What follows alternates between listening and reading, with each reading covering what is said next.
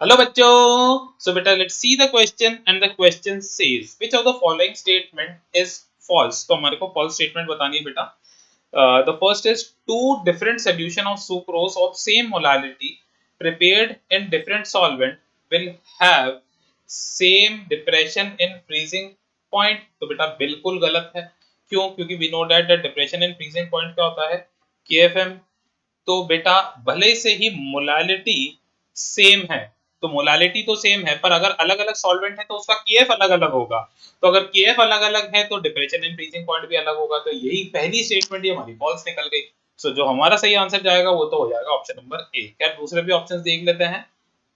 The next is osmotic pressure of the solution is given by equation phi equals to CRT। बिल्कुल सही है। osmotic pressure phi equals to CRT से ही पता लगता है, जहाँ पे C concentration होती है in the form of molarity। The next is decreasing order of osmotic pressure of 0.01 molar solution of barium chloride, potassium chloride, acetic acid and sucrose is ये। तो बेटा we know that पाई क्या होता है। This is, अगर हम बात करें, अगर कभी इलेक्ट्रोलाइट्स आ जाए तो हम पाई का फॉर्मूला ICRT के फॉर्म में रिप्रेजेंट करते हैं। किस फॉर्म में रिप्रेजेंट करते हैं बेटा? ICRT, where I is the point of factor. अब जैसे जैसा बेटा I की वैल्यू बढ़ेगी तो पाई की वैल्यू बढ़ेगी।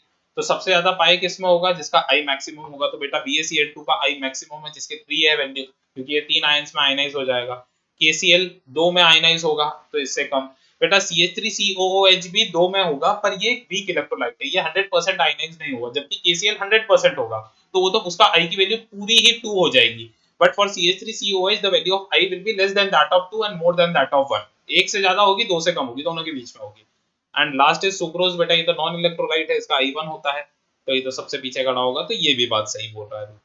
And last is according to Raoult's law, vapor pressure exerted by volatile component of a solution is directly proportional to the mole fraction in the solution। बिल्कुल सही बोला है।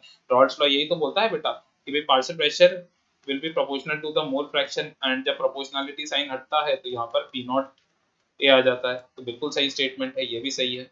So for this the correct answer will be option number A, क्योंकि वही false statement रही थी। So this is the correct answer. So I hope you understood it well. Best of luck. Thank you.